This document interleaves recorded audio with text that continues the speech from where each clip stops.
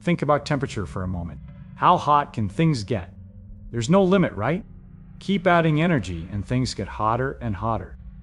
The sun's core reaches millions of degrees. Some stars burn at billions. There's no maximum temperature, no ceiling. So what about cold? How cold can things get? You might think the same logic applies. No limit going down, just like there's no limit going up. Colder and colder and colder forever. Wrong. There's a bottom, an absolute limit, a temperature you cannot go below. No matter what you do, we call it absolute zero. Minus 273.15 degrees C, 0.9.67 Fahrenheit, or just zero on the Kelvin scale. But why?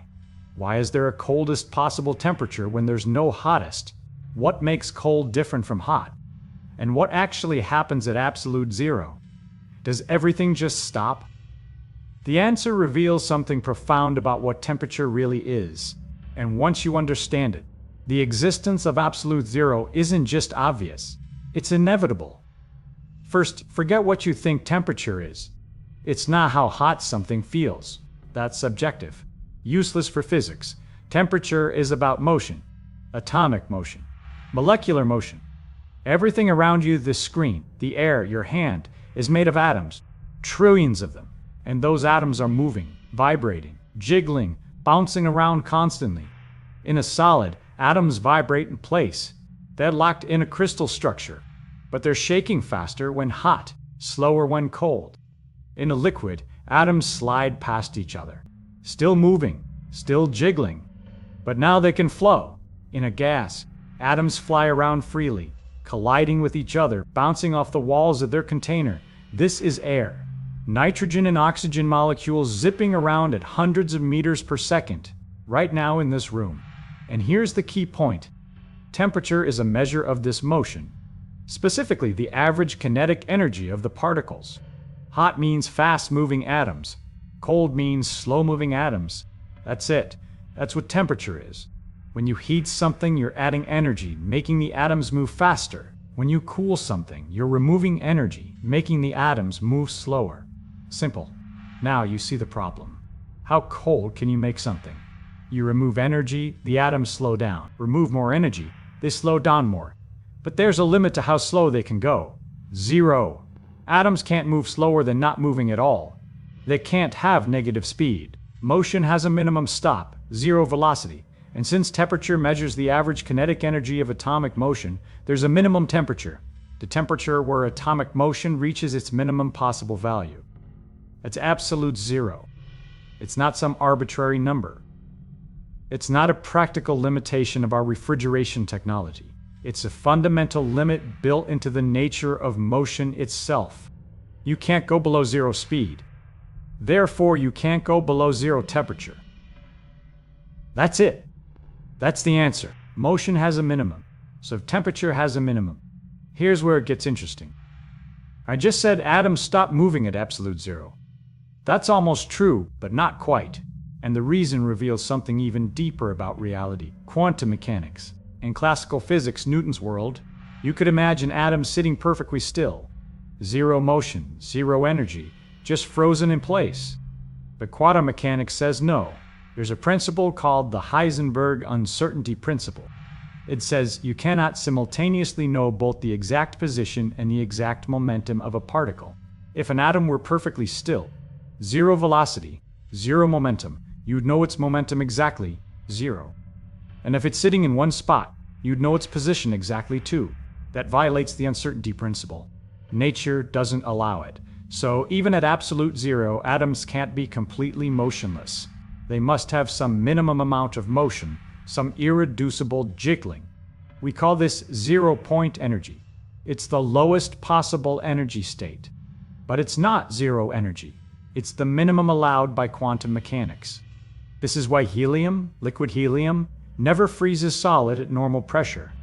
Even at absolute zero, the zero-point motion is too large. The atoms jiggle too much to lock into a crystal.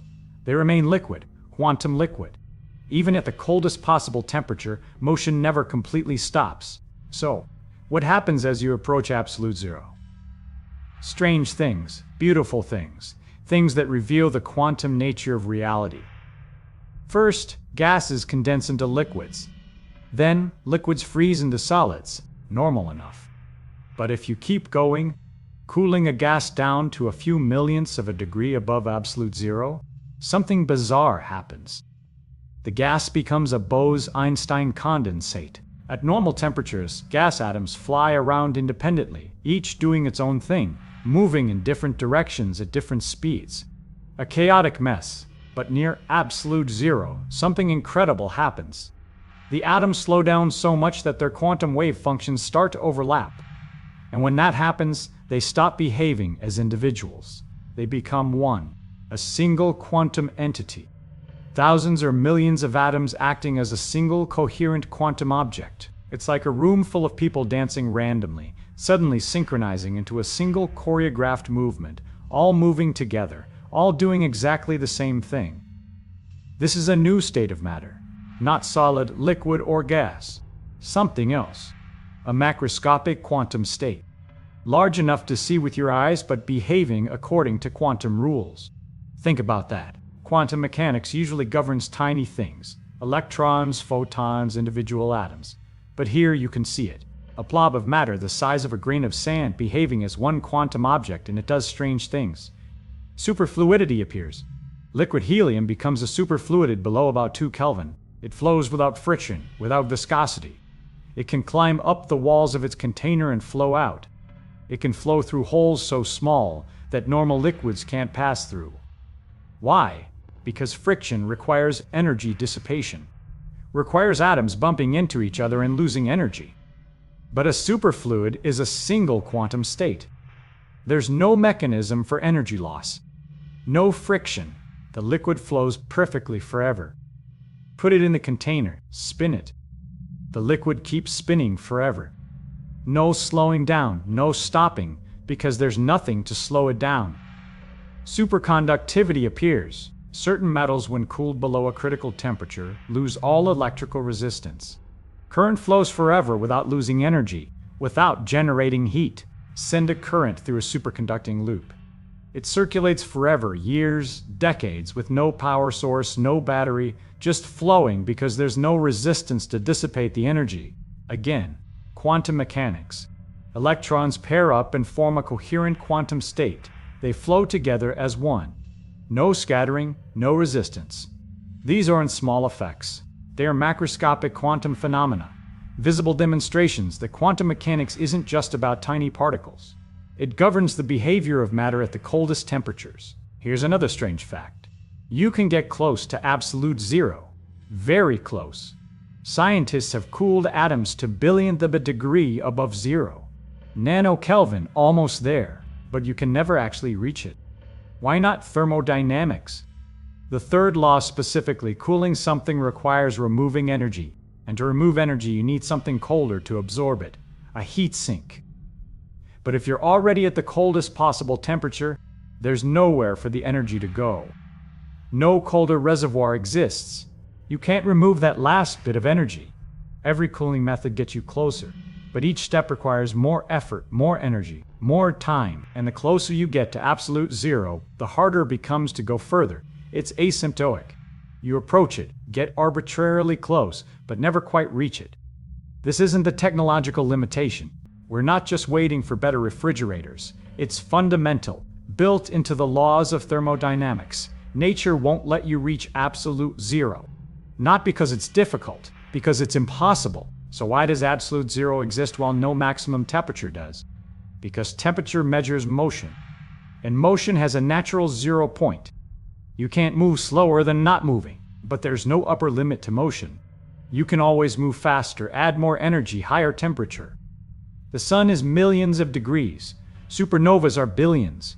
Particle colliders create temperatures trillions of degrees above the sun's core. No limit upward, but a hard limit downward. Well, actually, there might be a maximum temperature, the Planck temperature, about 10½ of 32 Kelvin. Above this, our current physics breaks down. Space and time themselves become uncertain. Quantum gravity takes over. But that's a different kind of limit. A limit of our theories, not necessarily of nature. Absolute zero is different. It's real, fundamental, unavoidable, And the closer you get to it, the more quantum mechanics takes over, the more the classical picture of bouncing balls fails, the more you see the true quantum nature of matter. Hot things behave classically, atoms bouncing around like tiny billiard balls, predictable, understandable. Cold things behave quantum mechanically. Wave functions overlap. Particles act collectively. Friction disappears. Resistance vanishes. And at the coldest possible temperature, quantum effects dominate completely. Particles don't just slow down at absolute zero. They reveal what they really are. Not little balls, not tiny planets, but quantum objects. Wave-like probability distributions, entities that can occupy the same state, that can act collectively as one. That's why nothing can be colder than absolute zero. Not because we can't build better refrigerators, but because cold means slow atomic motion, and motion has a minimum zero. And quantum mechanics adds a tiny bit of irreducible jiggling on top. It's not arbitrary. It's not a limitation of technology. It's a consequence of what temperature really is. A measure of motion. And motion has a bottom.